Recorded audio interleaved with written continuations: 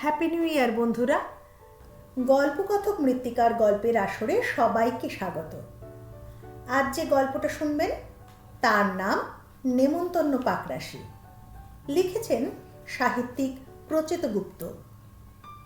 আমার গল্প পাঠ ভালো লাগলে লাইক ও কমেন্ট করতে পারেন।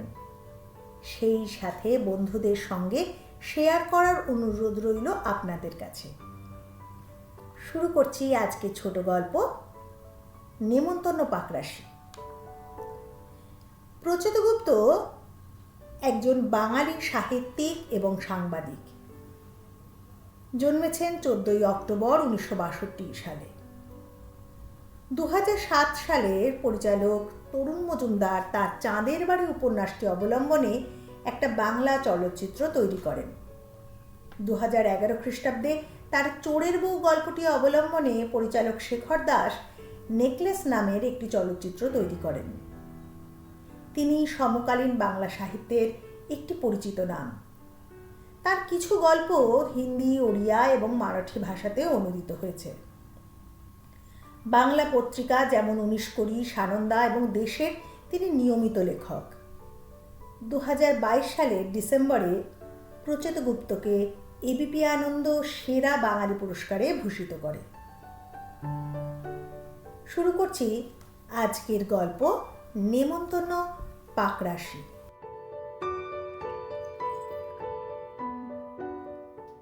মানুষের কত রকমই না শখ থাকে। কেউ ভোর হতে না হতেই বাগানে দৌড়োয় গাছপালার যত্ন করে। কেউ ছিপ নিয়ে পুকুরের ধারে বসে থাকে গোটা দুপুর, কখন চকচকে তেলাপিয়া এসে টোপ গিলবে। কেউ আবার মাদুর পেতে ছাদে চিত হয়ে শুয়ে থাকে গোটা রাত। আকাশের চাঁদ তারা দেখে, ভোরের আলো ফুটলে তবে নিচে নেমে ঘুমোয়। তবে এসব হলো চেনা জানা শখ। অচেনা অদ্ভুত শখেরও শেষ নেই। বলতে গেলে তালিকা শেষ হবে না। তাও দু একটা বলা যাক। যেমন গোপালবাবুর শখ ছিল সকালে বাজার ঘুরে উচ্ছে, আলু, পটল, ঝিঙে নেড়েচেড়ে দেখা। টাটকা তাজা আনাজপাতি দেখতে দেখতে তিনি মুগ্ধ হয়ে পড়তেন। একটা বাজার দেখা শেষ হলে আর একটা বাজারে ছুটতেন। এদিকে বেলা যেত গড়িয়ে, নিজের বাজার করার কথাটা ভুলে মেরে দিতেন। দোকানিরাও দোকান গোটাতো। তখন হাতের কাছে শুকনো পচা ফেলে দেওয়া যা আনাজপাতি জুটত তাই খানিকটা কিনে বাড়ি ছুটতেন। গিনিকে ম্যানেজ করার জন্য হাসি মুখে বলতেন, আহা, আজ যা বাজার করেছি না ভাবতেও পারবে না। যেমন সস্তা তেমনই তাজা। সবজি দেখলে মনে হবে বাজার থেকে নয়, একেবারে ক্ষেত থেকে তুলে আনলাম। গরম ভাতের পাতে বেগুন ভাজা করো, খুব জমবে। গোপালবাবুর গিন্নি বেগুন ভাজার কথা শুনে একেবারে তেলে বেগুনে জ্বলে উঠতেন। সেটাই তো স্বাভাবিক। বেলা 12টার সময় কটা শুকনো পোকা ধরা বেগুন এনে ভাজতে বললে তেলে বেগুনে জ্বলে ওঠারই তো কথা। ঝাঁঝিয়ে উঠে বলতেন, বেগুন ভাজতে বয়ে গেছে আমার। বাজারে বাজারে ঘোরার শখ যদি না ছেড়েছ, কাল থেকে বাড়িতে রান্না বান্না সব বন্ধ। গোপালবাবু গিন্নির ধমক খেয়ে মিনমিন করে বলতেন, এ যে কি শখ, তুমি না দেখলে বুঝবে না। ঢেঁড়স, কুমড়ো, ধনেপাতার গায়ে জল লেগে থাকে, যেন চোখ চিকচিক করছে। টমেটো, চিচিঙ্গে যেন তোমাকে দেখে হাসছে। গোপালবাবুর গিন্নি বলেন, চিচিঙ্গের হাসি দেখেছ, আর এবার আমার রাগ দেখবে। আমাদের ক্লাসের বিল্টুর দাদুর ছিল শখ এক ভয়ঙ্কর। সে কথা বললে বিশ্বাস হবে না। আমরাও যে খুব একটা বিশ্বাস করেছি এমনটা নয়। নিজে তো আর দেখিনি, বিল্টুর কাছে গল্প শুনেছি। বিল্টুও দেখেনি, সেও গল্প শুনেছে তার মামাদের কাছ থেকে। সেই দাদু বাঘের ডাক শুনতে ভারী পছন্দ করতেন। অত বছর আগে তো গুগল, ইউটিউবের ব্যাপার ছিল না। ফলে কোনো রেকর্ড করা ডাক নয়, দাদু শুনতে চাইতেন অরিজিনাল ডাক। চিড়িয়াখানায় খাঁচাবন্দি বাঘের ডাক তার নাকি মোটে পছন্দ ছিল না। সবাই বলতো, বাঘের ডাক তো বাঘের ডাকই থাকবে, চিড়িয়াখানায় এসে তো আর বদলে যাবে না। দাদু বলতেন, অবশ্যই বদলে যাবে। জঙ্গলের বাঘের গর্জন যদি বিস্কুটের মতো মিয়ে যায়, তখনই সেটা হয় চিড়িয়াখানার বাঘের ডাক। এসব ডাকে আমার চলবে না। চলতো না। দাদু যেতেন সুন্দরবন, যেতেন বান্ধবগড়, কানহা টাইগার রিজার্ভ ফরেস্টে, গোটা রাত কান পেতে থাকতেন। ওই বুঝি হুঙ্কার শোনা যায়। কেউ কেউ এই বিষয়ে দাদুকে প্রশ্ন করত, আচ্ছা, বাঘের ডাক শুনে কি মজা পাও? ভয়ে তো হাড় হিম হয়ে যাওয়ার কথা। দাদু গম্ভীর মুখে বলতেন, বাঘ যে জঙ্গলে নিশ্চিন্তে রয়েছে এটা জানতে পারাটাই একটা মজা। তবে কি জানিস, শখে মজা দুঃখ বলে কিছু হয় না। শখ হলো শখ। মানুষ ছোটদি গ্রামের স্কুলের বর্দি। বর্দিরা যেমন হয় তেমনই রাগী। ছাত্রীরা বেজায় ভয় পায়। বর্দিকে বকতে হয় না, হট্টগোলের সময় একবার গিয়ে দাঁড়ালেই হলো, ব্যাস সবাই শান্ত। এই বর্দির শখ হলো সন্ধেবেলা স্কুটি চালিয়ে ছাত্রীদের বাড়ি বাড়ি ঘুরে বেড়ানো, কে কেমন লেখাপড়া করছে, কোন পড়া বুঝতে অসুবিধা হচ্ছে তার খোঁজ খবর নেওয়া। আর সেই সময় মানুষটা হয়ে যান একেবারে মেয়েদের বন্ধু। বকাঝকার কোনো ব্যাপারই নেই। উল্টে পড়া আটকে গেলে মাথায় পিঠে হাত বুলিয়ে অঙ্ক বিজ্ঞান বুঝিয়ে দেন। বর্দি আসতে পারেন এই আশায় মেয়েরাও পড়তে বসে যায়। মুশকিল হলো, এই কাণ্ড করতে গিয়ে বর্দি মাঝে মাঝে দূরের গ্রামেও চলে যান। ফিরতে রাত হয়ে যায়, ঝড় জলের মধ্যেও পড়েন। বাড়িতে তাই সবাই আপত্তি করে, স্কুলে তো পড়াও, আবার মেয়েদের বাড়িতে ছোটার কি দরকার? বর্দি বলেন, বাড়িতে গেলে মেয়েদের মনে আর একটু জোর বাড়ে। সবাই তো স্কুলে সব পড়া বুঝতে পারে না, আবার লজ্জায় ভয়ে বলতেও পারে না। তাই সন্ধ্যের দিকটা যতটা পারি এক চক্কর ঘুরে আসি। শখ করেই যায়, কেউ তো আর জোর করেনি। একদিন বড় বিপদ হয়ে যাবে। বর্দি হেসে বলেন, শখ মেটাতে গিয়ে বিপদের কথা কে কবে ভেবেছে বলো তো? আমাদের এই কাহিনী অবশ্য বিপদে পড়ার কোনো শখ নিয়ে নয়, এক মজার শখের গল্প। কাহিনীর নায়ক জীবনকৃষ্ণ পাকরাশি, বয়স 42 বছর 3 মাস। থাকেন কলকাতা শহর থেকে কিছুটা দূরে। অতি শান্ত, গাছপালায় ঘেরা, ফুরফুরে হাওয়া বয়ে যাওয়া এক গ্রামে। গ্রামের নাম দিঘির নিবাস।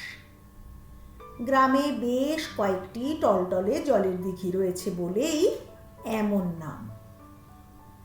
জীবনকৃষ্ণবাবু একজন হাসি খুশি মুখের ভদ্রলোক। গ্রামের সকলেই তাকে পছন্দ করে। শুধু নিজের গ্রামে নয়, আশেপাশে আর 5টা গ্রামেও তার পরিচিতি ছড়িয়ে রয়েছে। এমনকি কলকাতাতেও চেনা জানা বিস্তর। এত চেনা জানার কারণ হলো, উনি যেমন চমৎকার মানুষ তেমনি চমৎকার গল্প করতে পারেন। একেবারে আসর জমিয়ে দেওয়া গল্প। সেই ছোটবেলার দুষ্টুমি থেকে বড়বেলার হইচই পর্যন্ত। মানুষটার রসবোধও জোরালো। একটা উদাহরণ দিলে খানিকটা বোঝা যাবে। দিঘির নিবাস গ্রামের বিকাশবাবু সকাল থেকে বসে থাকেন রাস্তার ধারের চায়ের দোকানে। কাজকর্ম কিচ্ছু করতে চান না। তার অতি বিতিকিচ্ছির শখ হলো একে তাকে চেপে ধরে বকর বকর করা। ওই পথ দিয়ে কেউ গেলেই হলো, দেখতে পেলেই তাকে ডেকে জেরা শুরু করেন। কোথায় চললেন, কেন চললেন, না গেলেই হয় না, এসব আর কি।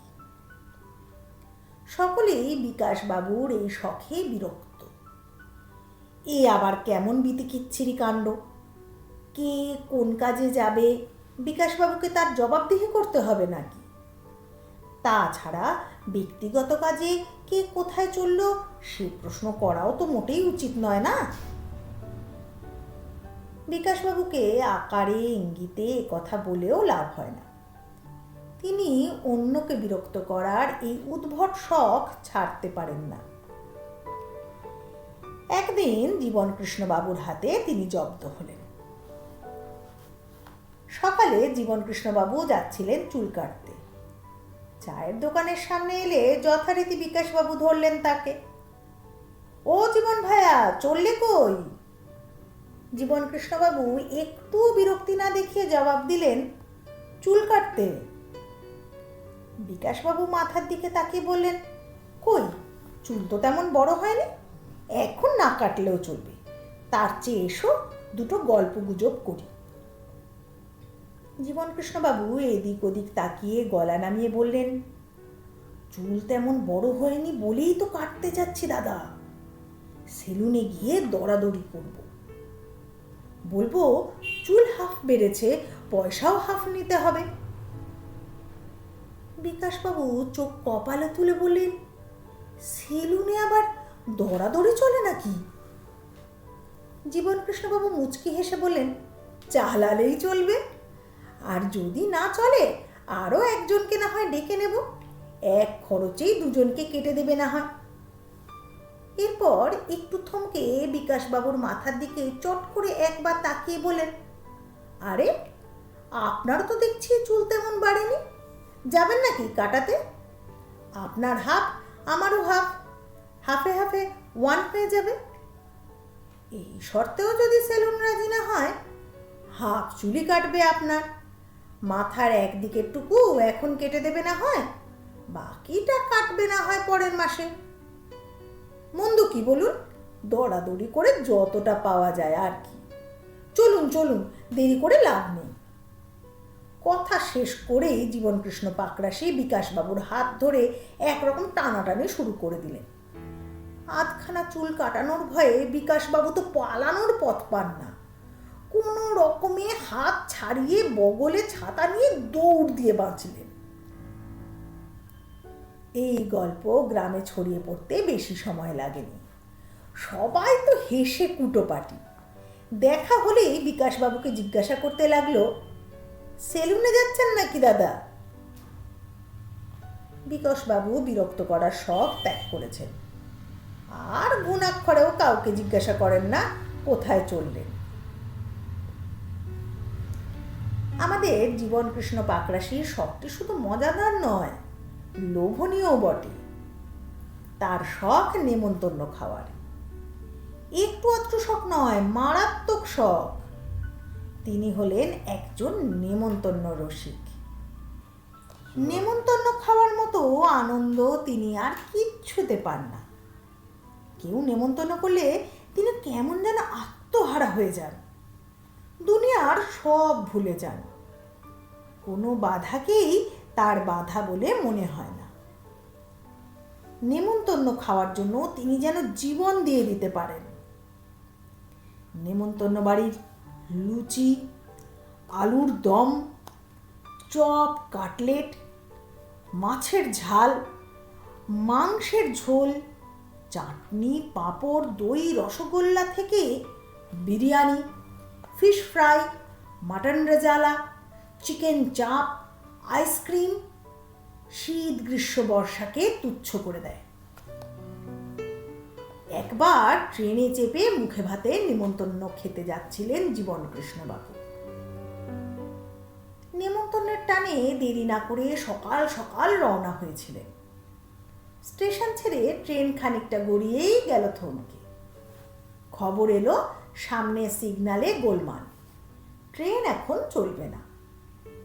কখন যে চলবে তাও বলা যাচ্ছে না। এদিকে বেলা গড়িয়ে বিকেল হয়ে যেতে পারে, সন্ধে যে হবে না তারও কোনো গ্যারান্টি নেই। যাত্রীরা সবাই নেমে পড়ে পেছন দিকে হাঁটা শুরু করলো। মিনিট 20-25 হাঁটলেই স্টেশনে পৌঁছে যাবে। সেখান থেকে হয় বাড়ি ফিরে যাবে, নয় বাস টাস ধরে সড়ক পথে যাওয়ার চেষ্টা করবে। জীবনকৃষ্ণবাবুও ট্রেন থেকে নামলেন। তবে তিনি সকলের মতো পিছনের দিকে হাঁটলেন না। মাথার ওপর ছাতা খুলে হাঁটা শুরু করলেন সামনের দিকে, মানে নেমন্তন্নের দিকে। তার কাছে খবর আছে সেখানে ধোঁয়া ওঠা ধবধবে সাদা ভাত, ঝুড়ো ঝুড়ো আলু ভাজা, 1 চামচ খাঁটি ঘি দিয়ে নেমন্তন্ন খাওয়া শুরু হবে। আর আর থামবে বাটি ভর্তি পায়েসে। সেই পায়েসে ডুবো ডুবো কিশমিশ থাকবে। এর জন্য 4-5 স্টেশন পায়ে হেঁটে চলে যাওয়া কি আর এমন ব্যাপার? হাতে তো সময় রয়েছে। নেমন্তন্ন বাড়িতে পৌঁছতে তো সবাই হাঁ। এতটা পথ হাঁটতে কষ্ট হলো না? জীবনকৃষ্ণ লাজুক মুখে বলেছিলেন, কষ্টের কি আছে, ট্রেন লাইনে তো বেশ ফুরফুরে হাওয়া থাকে, খিদেও বেড়ে যায়। খাওয়ার আগে হাঁটাটা তো শরীরের জন্য ভালোই। জীবনকৃষ্ণ পাকরাশি বর্ষায় গলা পর্যন্ত জমে যাওয়া জলেও নেমন্তন্ন রক্ষায় বেরিয়েছেন, সেই দৃষ্টান্তও রয়েছে তার। একটা প্লাস্টিকের ব্যাগে নিয়েছেন ধুতি, পাঞ্জাবি, চটি। এক হাতে উঁচু করে ধরে রেখেছেন সেই ব্যাগ, অন্য হাতে খোলা ছাতা এমনভাবে রেখেছেন যাতে ব্যাগ না ভেজে। নিজে অবশ্য কাক ভেজা ভেজেছেন। সে হোক, নেমন্তন্নর পোশাক তো ঠিক থাকা চাই। দুনিয়ার যত জরুরি কাজ থাকুক, নেমন্তন্ন পেলে জীবনকৃষ্ণবাবু যাবেনই যাবেন। ছোটবেলায় স্কুল কামাই করেছেন, কলেজে পড়ার সময় আধখানা পরীক্ষা দিয়ে ছুটেছেন। চাকরির ইন্টারভিউ দিতে গিয়ে কাঁচু মাকচু মুখে বলেছেন, স্যার বেশি সময় নেবেন না, জরুরি কাজ পড়ে গেছে। যারা ইন্টারভিউ নিচ্ছিলেন তারা তো চোখ বড় করে বললেন, চাকরির থেকে জরুরি কি কাজ? যুবক জীবনকৃষ্ণ মাথা চুলকে বলেছিলেন, বিল্টুর দিদির বিয়ে স্যার, সকাল থেকে রাত মোট 3 বেলা খাওয়া। স্যার বিল্টুর দিদি একটাই, এই নেমন্তন্ন মিস হয়ে গেলে আর কখনো চান্স হবে না। চাকরির ইন্টারভিউ তো পরের বছরে দেওয়া যাবে, তাই বলছিলাম স্যার। চাকরি পাওয়ার পরেও নেমন্তন্ন খাবেন বলে জীবনকৃষ্ণ কতবার যে হাফ ছুটি, সেমি ছুটি, ফুল ছুটি নিয়ে ফেলেন তার ঠিক নেই। অফিসের বড়বাবু ডেকে বকাঝকা করে, আবার কাল তুমি ছুটি নিয়ে নেমন্তন্ন খেতে গেলে। জীবনকৃষ্ণবাবু বললেন, কি বলবো, অত করে বলল, না গেলে দুঃখ পাবে যে। বড়বাবু বললেন, তা বলে অফিস ছুটি নিয়ে যাবে? সামনেই তো আপনার একমাত্র কন্যার বিবাহ, যাদের নেমন্তন্ন করবেন তাদের কেউ একজন না এলে আপনার দুঃখ হবে না? নেমন্তন্ন তো শুধু খেতে যাওয়ার জন্য নয়, যিনি করেন তাকে সম্মান দেওয়ারও তো একটা কর্তব্য থাকে, থাকে কি না বলুন? বড়বাবু এরপর আর কথা বাড়াননি। জীবনকৃষ্ণবাবু নেমন্তন্ন নিয়ে ভেদাভেদ করেন না। পাকা দেখা, বিয়ে, বৌভাত, মুখে ভাত, জন্মদিন, বিবাহবার্ষিকী, ভাইফোঁটা, শীতে নলেন গুড়ের পায়েস, বর্ষায় সর্ষে ইলিশ খেতে যেতে হবে, গরমে কাঁচা আমের শরবতের নেমন্তন্ন তো থাকেই। এর ওপর 1000টা পুজো পার্বণ রয়েছে। এর সঙ্গে এসে পড়ে ছোটোখাটো নানা ধরনের নেমন্তন্ন। সেই সব নেমন্তন্নের কারণও বিচিত্র। মানুষটা পছন্দের বলে জীবনকৃষ্ণবাবু সেই সবেও ডাক পান। যেমন কারোর বাড়িতে নতুন হাঁড়ি এসেছে বলে পোলাও খাওয়ার নেমন্ত্রণ, নতুন হাঁড়ির প্রথম পোলাও। কখনো বাড়িতে মুরগি 4টে বেশি ডিম দিয়েছে বলেও ডাক আসে। আজ বিকেলে একবার ঢু মেরে যেও, ডিমের কালিয়ার সঙ্গে পরোটার ব্যবস্থা হয়েছে। কারো বাড়ির বাগানে 2টো লাউ বড় হয়ে গেলে লাউ চিংড়ি খেতে যেতে হয়। কারো পুকুরে জাল ফেলা হলে তো ডাক পাবেনই পাবেন। এর সঙ্গে পরীক্ষা পাশের নেমন্তন্ন রয়েছে, ফেলের নেমন্তন্নও রয়েছে। ফেলের দুঃখ ভুলতে খাওয়া দাওয়া। কলকাতা থেকেও নেমন্তন্ন আসে জীবনকৃষ্ণ পাকরাশির। গৃহপ্রবেশের মতো ফ্ল্যাট প্রবেশের অনুষ্ঠান থাকে। নতুন গাড়ি, ল্যাপটপ, ওয়াশিং মেশিন কেনার পরেও ডাকা হয়।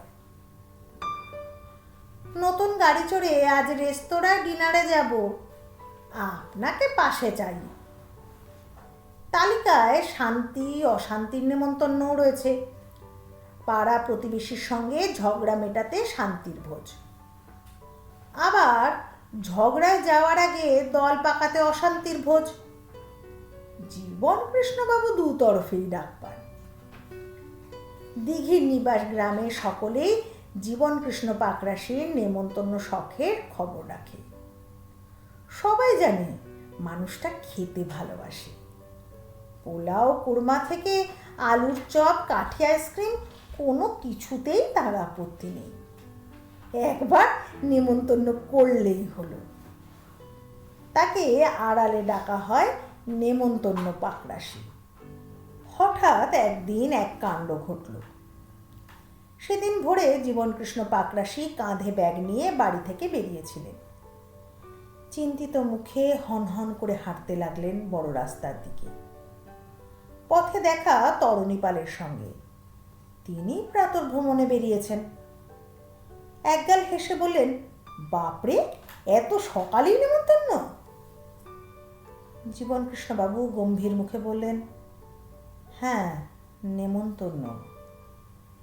শখানেক টাকা হবে দাদা, অফিসে বেতন পেলেই মিটিয়ে দেব। তরণীবাবু অবাক হলেন। এ মানুষ তো কখনো টাকা ধার চায় না, তাহলে হলোটা কি? কথা না বাড়িয়ে পকেট থেকে 100 টাকার একটা নোট বার করে দিলেন। জীবনকৃষ্ণ হেসে বিদায় নিলেন। আবার খানিকটা যাওয়ার পর অবিনাশ মাস্টারের সঙ্গে দেখা। সকালে ট্রেন ধরতে হয়। হাত নেড়ে বললেন, 7 সকালেই নেমন্তন্ন খেতে চললেন জীবনদা? একটা শখ বানিয়েছেন বটে। জীবনকৃষ্ণবাবু ভুরু কুঁচকে বললেন, ঠিকই বলেছ, নিমন্তন্নেই যাচ্ছি। অবিনাশ, কিছু টাকা ধার হবে নাকি? অবিনাশ মাস্টার ঘাবড়ে গেলেন। এই লোক তো টাকা পয়সা নেওয়ার লোক নয়, নেমন্তন্ন বাড়ির জন্য উপহার কিনবে। ভুরু কুঁচকে পকেট থেকে 100-2 টাকা বের করে দিলেন অবিনাশ মাস্টার। তবে তার সন্দেহ গেল না। জীবনকৃষ্ণবাবুর চলে যাওয়ার দিকে তাকিয়ে রইলেন। এরপর দেখা মাধব সামন্তর সঙ্গে। গঞ্জে বড় ব্যবসা করেন, ধনী মানুষ। জীবনকৃষ্ণবাবুকে বিশেষ পছন্দ করেন এবং সুযোগ পেলেই বিভিন্ন অনুষ্ঠানে নেমন্তন্ন করেন। 7 সকালে তাকে দেখতে পেয়ে খুশি হলেন। ইস, আপনার মতো শখ যদি থাকতো সকাল থেকেই নেমন্তন্ন খেয়ে বেড়াতাম। জীবনকৃষ্ণবাবু বললেন, ঠিকই ধরেছেন, শখ মেটাতেই চলেছি। তবে আজ যে আমার একটা উপকার করতে হবে, 1000 টাকা দিতে হবে। চিন্তা নেই, শখ মিটিয়ে কদিন পরে ফেরত দেব। হঠাৎ একটু টানাটানি পড়ে গেছে, তা বলে শখ তো ছাড়া যাবে না। মাধব সামন্ত মানুষ চেনেন। এই লোক যে টাকা নিয়ে পালাবে না তা তিনি ভালোই জানেন। কথা না বাড়িয়ে ব্যাগ থেকে 1000 টাকা বের করে এগিয়ে দিলেন। নিশ্চয়ই নেমন্তন্ন বাড়িতে যাওয়ার আগে উপহার কিনবে। শখ মেটাতে খরচাপাতি তো একটু করতেই হয়। এভাবে আরো কজনের কাছ থেকে টাকা নিলেন জীবনকৃষ্ণ পাকরাশি। সবাইকে হেসে বললেন, নেমন্তন্নের জন্য নিচ্ছি, কি করি, বড্ড অদ্ভুত শখ যে। পছন্দের মানুষকে ধার দিতে কেউই আপত্তি করেনি। খুশি মনে বড় রাস্তায় পৌঁছে বাস ধরলেন জীবনকৃষ্ণ। তিনি জানতেও পারলেন না স্কুলে না গিয়ে তাকে অনুসরণ করছে অবিনাশ মাস্টার। এই ভালো মানুষটি সকলের কাছ থেকে হাত পেতে টাকা নিচ্ছে কেন? নেমন্তন্ন খেতে গেলে কত টাকার উপহার কিনতে হয়? কই, আগে তো শখ মেটাতে গিয়ে জীবনদা এই কাজ কখনো করেননি। এত প্রশ্নের উত্তর পেতেই অবিনাশ মাস্টারের পিছু নেওয়া। ঘটনাটা কি জানতে পেরেছেন অবিনাশ মাস্টার। গ্রামে ফিরে এসে সবাইকে ঢাক পিটিয়ে জানিয়েও দিয়েছেন। সকলের মাথা ঘুরে গেছে। এমনও হয় কিনা বলা যাবে না, তবে দিঘির নিবাস গ্রামের নেমন্তন্ন পাকরাশির বেলায় এমনটাই হয়েছে। নেমন্তন্নই তাঁর শখ, তবে তা শুধু নিজের খাওয়ার জন্য নয়, অন্যকে খাওয়ানোর জন্যও বটে। এই শখ মেটান তিনি গোপনে। মাসে একবার করে বিভিন্ন পাড়াগাঁয়ে শহরের বস্তিতে ঘুরে ছোট ছোট ছেলে মেয়েদের নেমন্তন্ন করে খাওয়ান তিনি। আগে একদিন গিয়ে যত্ন করে নেমন্তন্ন করে আসেন। মেনু অতি সামান্য: খিচুড়ি, বেগুনি, ডিমের ঝোল, চাটনি আর একটা করে রসগোল্লা। পয়সা কম পড়লে রসগোল্লা বাদ, এমনকি ডিমও বাদ যেতে পারে, তাতে কারো আপত্তি নেই। জীবনকৃষ্ণবাবু চাকরি করেন ছোটখাটো, নিজের বেতন থেকে এর বেশি তো সম্ভব নয়, তবে নিজে হাতে পরিবেশন করেন তিনি। ছোটরা পাত পেরে হই হই করে খায়। সেদিনও এরকম হই হই করে খাওয়ার ব্যাপার ছিল। হঠাৎই টাকা কম পড়ে যায়। এদিকে নেমন্তন্ন করা হয়ে গেছে, সে তো বাতিল করা যায় না। সব বাতিল করা যায়, শখ বাতিল করা যায় না, বাধা মানা যায় না।